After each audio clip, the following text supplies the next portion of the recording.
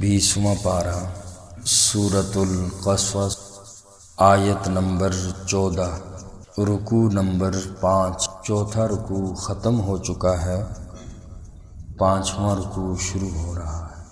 اعوذ باللہ من الشیطان الرجیم، بسم اللہ الرحمن الرحیم۔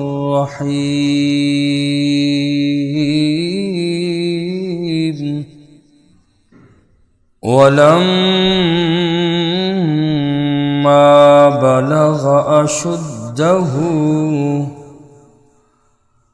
اور جب موسیٰ علیہ السلام پہنچے اپنی جوانی کو، وَاسْتَوَى،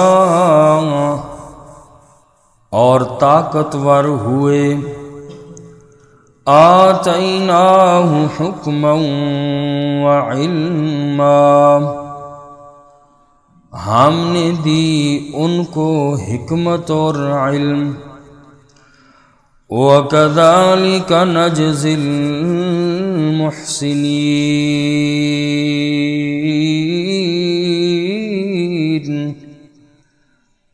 اور اسی طرح ہم بدلہ دیتے ہیں نیکی کرنے والوں کو۔ جیسا کہ سورۃ پاک کے شروع سے حضرت موسیٰ علیہ السلام کے واقعات کا بیان چل رہا ہے، اور اس حوالے سے کچھ احباب فرعون کے بارے میں آیا اس نے نکاح کیا یا نہیں کیا، یا اسی طریقے سے اس کی عمر کیا تھی، اس کا نام کیا تھا، اس طرح کے سوالات احباب پوچھتے ہیں۔ تھوڑی سی تفصیل عرض کر کے پھر ساری بات کا میں خلاصہ عرض کروں گا۔ پہلی بات تو یہ ہے کہ فرعون کے نام کے بارے میں اس کا اصل نام، بعض اہل علم نے کہا کہ اس کا اصل نام فرعون ہی تھا، اور بعض اہل علم نے یہ لکھا کہ قوم عمالقہ کے ہر بادشاہ کا لقب فرعون تھا، اور اس کا حقیقی نام جو موسیٰ علیہ السلام کے دور کا فرعون ہے، اس کا نام ولید بن مصعب بن ریان، اور بعض نے اس کا نام مصعب رکھا ہے، نام لیا ہے، اور بعض نے ولید بن ریان۔ اور اسی طریقے سے اہل کتاب کی جو کتب میں اس کا نام فرعون کا نام لکھا ہے، اس کا نام لکھا ہے قابوس۔ اور مصر کی سب سے بڑی دینی درسگاہ جامعہ ازہر کے نامور سکالر ہیں ڈاکٹر سعد الدین الہلالی، انہوں نے بھی یہی لکھا کہ اس کا اصل نام ولید تھا۔ اور جبکہ اسرائیلی روایات میں وہ یہ کہتے ہیں، اسرائیلی روایات اس کے بارے میں کچھ اور کہتی ہیں، فرعون کے نام کے بارے میں، جیسا کہ ہمارے کچھ احباب نے سوال بھی کیا کہ نہیں، حضرت موسیٰ علیہ السلام کے زمانے میں ایک فرعون نہیں تھا، 2 فرعون تھے، اور ایک یہ فرعون جو تھا حضرت موسیٰ علیہ السلام جس گھر میں پلے وہ فرعون اور تھا، اور جو تباہ ہوا وہ فرعون اور تھا۔ تو یاد رکھیں کہ اس حوالے سے بنی اسرائیل کی اسرائیلی روایات کی متفقہ یہ روایات ہیں، یہ ان کا کہنا ہے کہ وہ فرعون 2 تھے۔ عام مفسرین ایک ہی کا کہتے ہیں کہ ایک ہی تھا، جبکہ اسرائیلی جو روایات ہیں ان کے اندر وہ کہتے ہیں کہ 2 ہیں۔ اور جس گھر میں موسیٰ علیہ السلام بڑے ہوئے، پلے، جس گھر میں رہے، اس کا نام رامسیس ذکر کیا، اور اردو میں رمسیس بھی بولتے ہیں۔ رامسیس دوم، یہ اسرائیلی روایات کہہ رہی ہیں۔ اور جس نے حضرت موسیٰ علیہ السلام کی دعوت کو جھٹلایا تھا وہ غرق ہوا تھا، اس کا نام لے رہے من فتاح، اور یہی رامسیس کا بیٹا تھا من فتاح۔ تو بہرحال اکثر مفسرین جو کہتے ہیں وہ یہی ہے کہ اس کا نام جو تھا ولید تھا، زیادہ تر اسی کے بارے میں کہتے ہیں، چونکہ قرآن کریم میں بھی سورۃ الشعراء آیت نمبر اگر آپ نے 18 پڑھی تھی، اور اس میں فرعون نے حضرت موسیٰ علیہ السلام جس وقت مقابلے میں تھے، فرعون نے ایک جملہ کہا تھا، سورہ شعراء آیت نمبر 18 میں ہے، اس نے یہ کہا تھا الم نربک فینا ولیدا، اے موسیٰ تو ذرا یاد تو کر، ہم نے تجھے چھوٹا سا بچہ گھر میں لے کر نہیں پالا تھا، تو وہ سارے احسان بھول گیا، آج تو میرے ہی خلاف کھڑا ہے۔ تو یہ جملہ یہی کہہ رہا ہے، اس سے معلوم بھی یہی ہوتا ہے کہ یہ وہی فرعون تھا۔ اور اسی طریقے سے حضرت آسیہ نے پالا بھی تھا، نام بھی رکھا، اور آخر میں حضرت آسیہ نے موسیٰ علیہ السلام کا کلمہ پڑھا، فرعون نے اس کو سزا بھی دی۔ تو جب حضرت آسیہ وہی تھی تو فرعون بھی تو وہی تھا پھر۔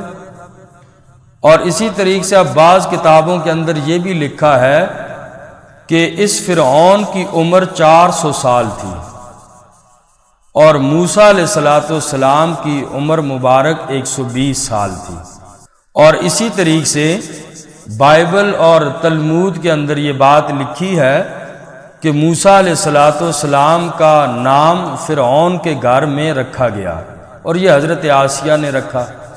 اور سیرت حلبیہ میں کل ایک بات گزری تھی اولاد کے بارے میں نے عرض کیا کہ اولاد نہیں تھی فرعون کی۔ اس حوالے سے بھی بعض احباب نے یہی کہا کہ روایات کے اندر تو آتا ہے کہ اس کی ایک بیٹی تھی۔ سیرت حلبیہ میں یہ بات اس کے حوالے سے لکھی ہے کہ فرعون نے بادشاہت کے زور پر جبراً حضرت آسیہ سے نکاح کیا تھا، وگرنہ ان کے والد حضرت آسیہ کے والد اور ان کی وہ خود راضی نہیں تھی، اور اسی وجہ سے اب اس کتاب میں لکھا ہے کہ فرعون ان کے پاس آنے پر قادر نہیں تھا، تو اس وجہ سے حضرت آسیہ کی فرعون سے کوئی اولاد نہیں۔ اور بعض روایات جب کہ ہم سنتے بھی یہی آئے کہ فرعون کی ایک بیٹی کا ذکر ملتا ہے، اور اس کے بارے میں یہ لکھا ہے کہ ممکن ہے کہ یہ لڑکی بھی لے پالک ہو، جیسے فرعون نے حضرت موسیٰ علیہ السلام کو رکھا تھا، پالا تھا، اسی طریقے سے یہ بیٹی بھی کسی اور کی ہو اور انہوں نے پالی ہو۔ اور ایک تفسیر کے اندر یہ بات بھی لکھی ہے کہ حضرت آسیہ کی فرعون سے کوئی اولاد نہیں تھی، اس لیے کہا کہ ہم اس کو حضرت موسیٰ علیہ السلام کے بارے میں کہنے لگیں کہ ہم اس کو بیٹا بنا لیتے ہیں۔ تو بہرحال یہ جتنی بھی باتیں ہیں، چونکہ یہ بہت پہلے کا زمانہ ہے، یہ صرف نبی کریم صلی اللہ علیہ وسلم کا معجزہ ہے کہ آقا کی سیرت محفوظ ہے۔ باقی کسی کی سیرت انبیاء میں سے یا کسی کی بھی کوئی بات ٹھوس ایسی نہیں ملتی، اسرائیلی روایات کا آپ کو معلوم ہے۔ تو بہرحال فرعون کے بارے میں جتنا قرآن اور حدیث میں موجود ہے اس پر بات کی جائے، اس کے علاوہ دوسری اسرائیلیوں کی باتیں، یہودیوں کی روایتیں یہ حتمی نہیں ہیں۔ اور بعض احباب بائبل یا دوسری کتابوں کے حوالے دے کر کہ ہم نے وہاں پڑھا، وہ پڑھا، اب ہمارے پاس قرآن آ گیا، جتنا قرآن نے بیان کیا بس اسی پر اکتفا کریں۔ اور بعض تو کہتے ہیں فرعون کا قد پوچھ رہے ہیں کیا ہے کیا نہیں ہے، یہ ویسے بالکل بے ڈنگے قسم کے سوال ہیں۔ تو یہودیت کی روایات جو ہیں یہ حتمی نہیں ہیں، بس کسی بھی کتاب میں دیکھ لیا اب ہم اسی کو لے کے بیٹھ جاتے ہیں اور انہی کے پھر حوالے دیتے ہیں، تو یہ درست نہیں ہے۔ قرآن کریم پڑھنا چاہیے، اور اللہ کریم فرماتے ہیں کہ پہلی کتابیں میری تھیں، وہ تحریف شدہ ہیں، جعلی ہیں، نقلی کتابیں ہیں، پھر بھی ہم انہی کے پیچھے لگے ہوئے ہیں قرآن کو چھوڑ کر۔ ہاں اس لیے کوئی بندہ مطالعہ کرنا چاہے ان کتب کا، یہود و نصارہ کی کتابوں کا، کہ ان کی کتابیں پڑھ کر ہم انہی پر رد کریں گے۔ اگر کوئی سوال جواب کرتے ہیں تو ان کو ہم جواب دے سکیں، اس کی تو گنجائش ہے۔ لیکن اس کے علاوہ کوئی اگر اپنے مطالعے میں رکھتا ہے جس کا یہود و نصارہ سے کوئی بھی لے دے نہیں ہے، اسے چاہیے کہ وہ ایسی کتابیں نہ پڑھے۔ حضرت سیدنا عمر رضی اللہ تعالی عنہ کا واقعہ آپ احباب کے سامنے آپ نے سنا بھی ہوگا۔ تورات کی تختیاں اٹھائے ہوئے حضرت عمر فاروق رضی اللہ تعالی عنہ نبی کریم صلی اللہ علیہ وسلم کے سامنے آئے اور پڑھ رہے تھے۔ آقا علیہ الصلوۃ والسلام نے حضرت سیدنا عمر بن خطاب رضی اللہ تعالی عنہ کے ہاتھ میں تورات کی تختیاں دیکھی تو آقا کا چہرہ مبارک سرخ ہو گیا، سخت غصے میں آ گئے۔ اور بہرحال حدیث لمبی ہے، آخر میں آقا علیہ السلام نے فرمایا کہ اللہ کی قسم اگر موسیٰ علیہ السلام بھی زندہ ہوتے تو وہ بھی آج میری ہی اتباع کرتے، اس کتاب کو نہ پڑھتے۔ معلوم ہوا کہ تقابلی مطالعے کے علاوہ ان کتابوں کا پڑھنا درست نہیں ہے۔ اگر کوئی ایسا بندہ ہے تو جو اگر ان کا جواب دینے کے لیے پڑھتا ہے، ضرورت ہے، جس کا مقابلہ ہوتا ہے، تو بہرحال وہ ان کے لیے پڑھ سکتا ہے، باقی اس کے علاوہ پڑھنا جائز نہیں ہے، کیونکہ یہ کتابیں منسوخ ہو چکی ہیں۔ کتنی بائبلیں بن چکی ہیں، کتنی انجیلیں ہیں، اور حضرت عمر رضی اللہ تعالی عنہ آقا کے زمانے میں کم از کم ان کتابوں میں پھر کوئی سچ ہوگا، کیونکہ وہ قریب کا زمانہ تھا، اور آج تو بالکل حلیے ہی بگاڑ دیے ہیں، اور وہ تو کتابیں ہیں ہی نہیں، وہ منسوخ ہیں۔ اب وقت ہے قرآن کا، قرآن کے ہوتے ہوئے کسی اور کتاب چاہے جس کی بھی لکھی ہو، تورات چاہے جیسی بھی ہو، انجیل چاہے جتنی بھی ہوں، تو ان کو پڑھنے کی کوئی ضرورت نہیں ہے۔ قرآن کریم کو وقت دینا چاہیے۔ انہی چیزوں نے تو ہمیں خراب کر دیا، وہ پڑھتے ہیں، نہیں جی اس میں تو وہ آیا ہے، اس میں تو یہ ہے، یہ ساری تاریخی اور اسرائیلی روایات ہیں۔ تو اس لیے ہم قرآن نہیں پڑھتے، جو تھوڑا بہت وقت ملتا ہے وہ بھی یہودیوں کی کتابیں اٹھا لیتے ہیں یا عیسائیوں کی کتابیں اٹھا لیتے ہیں۔ اپنے قرآن کو وقت دینا چاہیے، قیامت تک اب رہے گی یہی کتاب ہے۔ باقی رب کا قرآن کہہ رہا ہے، رب فرما رہے ہیں یہ جعلی ہیں، منسوخ ہیں، نقلی ہیں۔ تو اس لیے فرعون کے بارے میں یا کسی اور اسی طریقے سے پہلے انبیاء یا کوئی بھی تاریخ ہو، ان کی کتابوں سے حوالے نہیں دینے چاہیے۔ ہاں، دین اسلام کا کوئی عقیدہ یا شریعت کا کوئی مسئلہ ان معلومات کے جاننے پر موقوف نہیں ہے۔ اگر کسی نے یہ نہ بھی جانا فرعون کا قد کتنا تھا، یا فرعون کتنی عمر تھی، یا فرعون کی کوئی اولاد تھی یا نہیں تھی، قرآن نے خاموشی اختیار کی، بس خاموشی ہے۔ تاریخی اور اسرائیلی باتیں بالکل مختلف ہیں، ایک نے کچھ اور لکھا ہے، دوسرے نے کچھ اور لکھا ہے، تیسرے نے کچھ اور لکھا ہے۔ اب کس کس کی بات مانے؟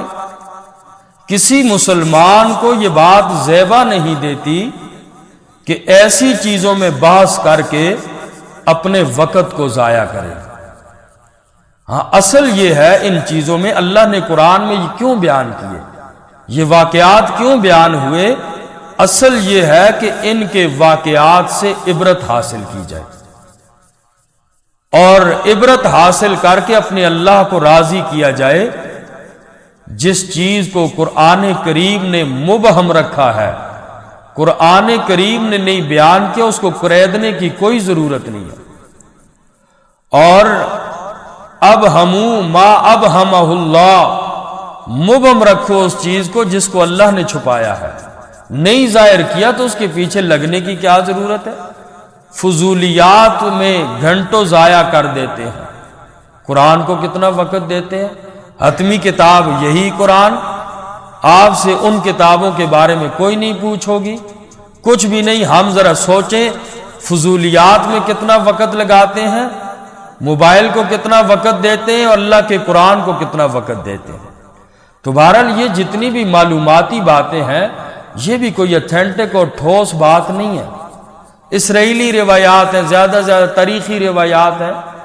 تو قرآن کریم نے جو بات رکھی ہے اس کو ادھر ہی رکھا جائے، بس اس میں آگے پڑھنے کی ضرورت نہیں ہے۔ ہاں، جہاں ضرورت پڑے، اگر کسی سے بات کرنی پڑے، صاحب علم آدمی جو ہوں وہ کر سکتے ہیں، تو باقی یہ بے ڈھنگے قسم کے سوال اور یہ پوچھنا یوسف علیہ السلام اور زلیخا کی شادی ہوئی تھی نہیں، بچے تھے نہیں تھے، بہرحال یہ چیزیں قرآن نے نہیں بیان کی، قرآن اور صحیح حدیث نے نہیں بیان کی، بس خاموشی اختیار کرنی چاہیے۔ آج ہم سارا وقت انہی چیزوں میں ضائع کر دیتے ہیں، اور اصل عبرت کوئی حاصل ہم میں سے نہیں کرتا، عبرت نہیں حاصل کرتے ان پہ عذاب کیوں آیا، وہ رب کے نافرمان تھے، آیا ہم کتنی اللہ کی نافرمانیوں سے بچتے ہیں۔ اصل چیز واقعات کا قرآن نے اس وجہ سے بیان کیا، اور ہم ان چیزوں کو چھوڑ کے باقی فضولیات میں لگ جاتے ہیں۔ اس لیے ایسے چیزوں کے پیچھے انسان کو اپنا وقت ضائع نہیں کرنی چاہیے، ان چیزوں سے عبرت حاصل کر کے اپنے اللہ کو راضی کرنا چاہیے، اور اسی طریقے سے اپنی قبر بنانی چاہیے۔ گناہ ہے اگر ایسی چیزیں، انسان کو توبہ کرنی چاہیے۔ اللہ تعالیٰ مجھے بھی آپ سب کو عمل کی توفیق نصیب فرمائے۔ انشاءاللہ باقی قرآن کریم کا جو ترجمہ ہے یہ کل پڑھیں گے۔ الحمدللہ رب العالمین والعاقبۃ للمتقین، ربنا تقبل منا انک انت السمیع العلیم وتب علینا انک انت التواب الرحیم۔ بالخصوص دعا فرمائیں فلسطین کے مظلوم مسلمانوں کے لیے، اللہ تبارک و تعالی غیب سے ان کی مدد و نصرت فرمائے۔ اللہ تعالیٰ پوری دنیا کے مسلمان یا اللہ بے غیرت ہو چکے ہم سمیت، یا اللہ کسی کے اندر ہمت اور سکت نہ رہی، ایمان نہ رہا، یا اللہ کریم تو ان نہتے مظلوم مسلمانوں کی مدد و نصرت فرما۔ یا اللہ کریم ان کے جو شہداء ہیں ان کے شہداء کو یا اللہ اعلیٰ درجات عطا فرما، جو بچے ہیں یا اللہ کریم ان کے والدین کو صبر جمیل نصیب فرما۔ یا اللہ کریم، یا اللہ کریم غیب سے مدد و نصرت فرما۔ اے اللہ ہم سے جو ہو سکتا ہے دعائیں کر رہے ہیں، یا اللہ کریم، یا اللہ کریم، یا اللہ تو ان کے لیے اپنے خزانہ غیب سے اللہ ان کی مدد فرما۔ اللہ تیری مدد کے علاوہ کچھ نہیں، یا اللہ آج اپنی قدرت کا مظاہرہ دکھا۔